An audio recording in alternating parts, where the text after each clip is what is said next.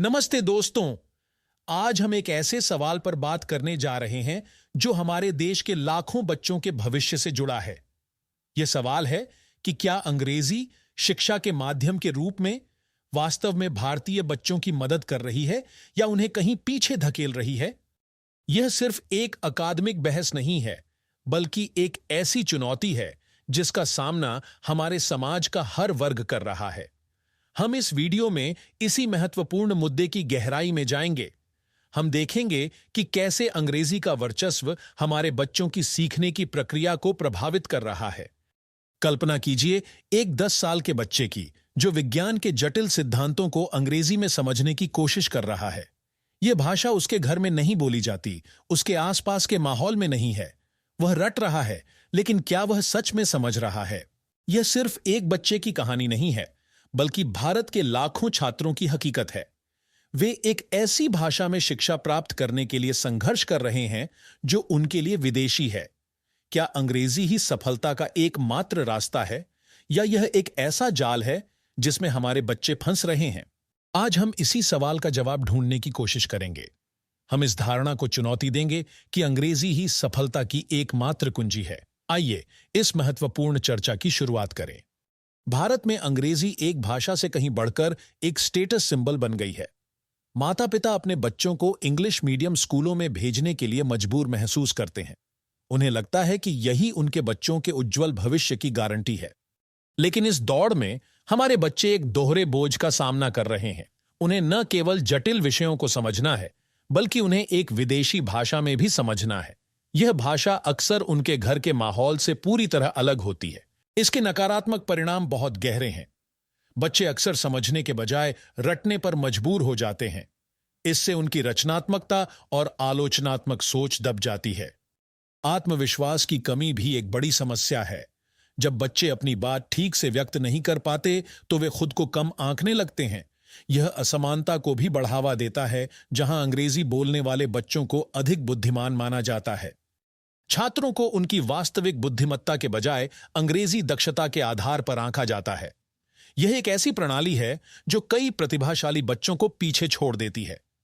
2023 की एक रिपोर्ट ने भी इस बात पर प्रकाश डाला है कि जबरन अंग्रेजी माध्यम के कारण सीखने के परिणामों में गिरावट आई है।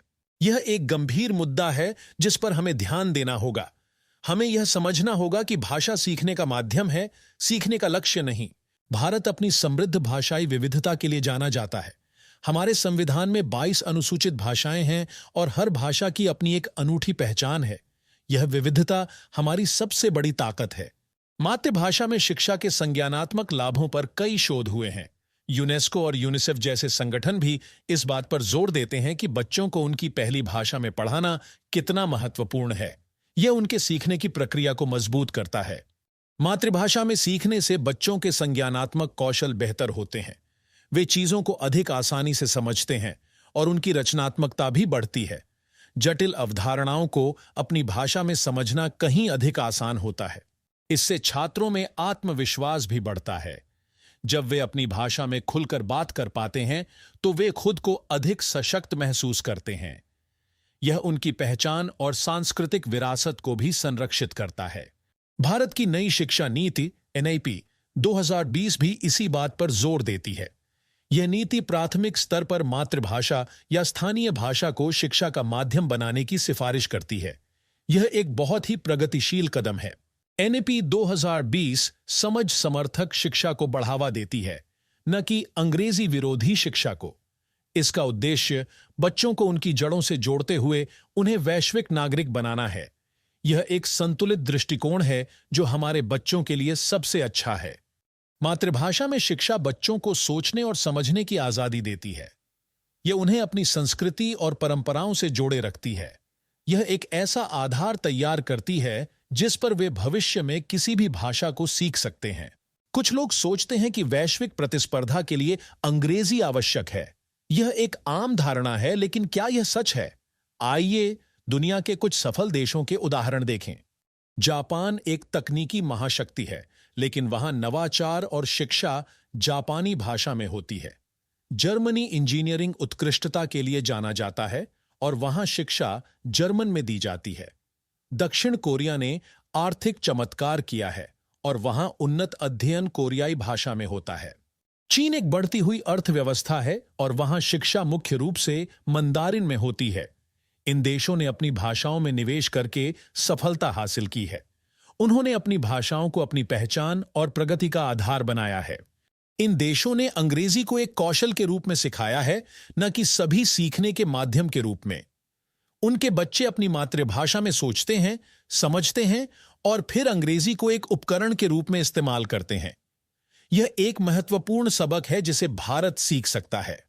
यह दिखाता है कि अपनी भाषा में मजबूत नींव बनाना कितना महत्वपूर्ण है। अंग्रेजी सीखना महत्वपूर्ण है, लेकिन यह हमारी अपनी भाषाओं की कीमत पर नहीं होना चाहिए। हमें अपनी भाषाओं को सशक्त बनाना होगा। इन देशों ने साबित किया है कि अपनी भाषा में शिक्षा प्राप्त करने से वैश्विक स्तर पर प्रतिस्पर्धा करने की क्षमता कम नहीं होती, बल्कि यह बच्चों को अधिक आत्मविश्वास और गहरी समझ के साथ आगे बढ़ने में मदद करता है। तो भारत के लिए आगे का रास्ता क्या है? हमें एक ऐसा मॉडल अपनाना होगा जो हमारे बच्चों के लिए सबसे अच्छा हो। पहला कदम है नई शिक्षा नीति 2020 को पूरी तरह से लागू करना। इसका मतलब है सभी भारतीय भाषाओं में उच्च गुणवत्ता वाली पाठ्यपुस्तकें और डिजिटल सामग्री तैयार करना। हमें यह सुनिश्चित करना होगा कि हर बच्चे को अपनी मातृभाषा में सीखने का अवसर मिले। यह एक बड़ा लेकिन आवश्यक कदम है। दूसरा कदम है अंग्रेजी को एक कौशल के रूप में सिखाना, न कि एक स्टेटस सिंबल के रूप में। अंग्रेजी 21वीं सदी का एक महत्वपूर्ण कौशल है, इसमें कोई संदेह नहीं, लेकिन इसे एक उपकरण के रूप में देखा जाना चाहिए, न कि एक बाधा के रूप में। बच्चों को पहले अपनी मातृभाषा में सोचना और समझना सिखाया जाना चाहिए। फिर अंग्रेजी को एक संचार उपकरण के रूप में उपयोग करना सिखाया जाना चाहिए। यह उन्हें दोनों दुनियाओं का सर्वश्रेष्ठ देगा। तीसरा और सबसे महत्वपूर्ण कदम है शिक्षकों को प्रशिक्षित करना। हमें द्विभाषी वातावरण के लिए शिक्षकों को प्रशिक्षित करने में निवेश करना होगा। उन्हें स्थानीय भाषाओं में अवधारणाओं को समझाने और तकनीकी शब्दों को अंग्रेजी में पेश करने में सक्षम होना चाहिए। यह मॉडल, जिसमें मातृभाषा में मजबूत नींव और एक उच्च गुणवत्ता वाली दूसरी भाषा के रूप में अंग्रेजी शामिल है, विश्व स्तर पर सिद्ध है। यह हमारे बच्चों को सोचने, समझने और दुनिया से जुड़ने की शक्ति देगा। यह एक ऐसा रास्ता है जो हमारे बच्चों को उनकी पूरी क्षमता तक पहुंचने में मदद करेगा। यह उन्हें आत्मविश्वास देगा और उन्हें वैश्विक मंच पर चमकने के लिए तैयार करेगा। हमें इस दिशा में मिलकर काम करना होगा। दोस्तों, कल्पना कीजिए कि एक बच्चा जल चक्र को अपनी मातृभाषा में कितनी आसानी से समझ सकता है। वह इसे रटेगा नहीं, बल्कि इसे महसूस करेगा, इसे जिएगा। भाषा की बाधा को दूर करने से रचनात्मकता, नवाचार और आलोचनात्मक सोच की एक नई लहर आ सकती है। अपनी मूल भाषाओं को बढ़ावा देना पीछे हटना नहीं है, बल्कि आगे बढ़ना है। यह भारत समर्थक है, अंग्रेजी विरोधी नहीं। यह हमारे बच्चों को सशक्त बनाने और उन्हें एक उज्जवल भविष्य देने का एक तरीका है। यह एक ऐसा बदलाव है जो हमारे देश को नई ऊंचाइयों पर ले जा सकता है। हमें इस पर बहस करनी होगी, इस पर विचार करना होगा और इस दिशा में काम करना होगा। आपकी क्या राय है? अपनी कहानियां और विचार हमारे साथ साझा करें। इस वीडियो को लाइक करें, हमारे चैनल थिंक लाइक अ ब्रो को सब्सक्राइब करें और इसे उन सभी के साथ साझा करें जो हमारे बच्चों के भविष्य की परवाह करते हैं। आइए मिलकर एक बेहतर शिक्षा प्रणाली का निर्माण करें। धन्यवाद। जय हिंद।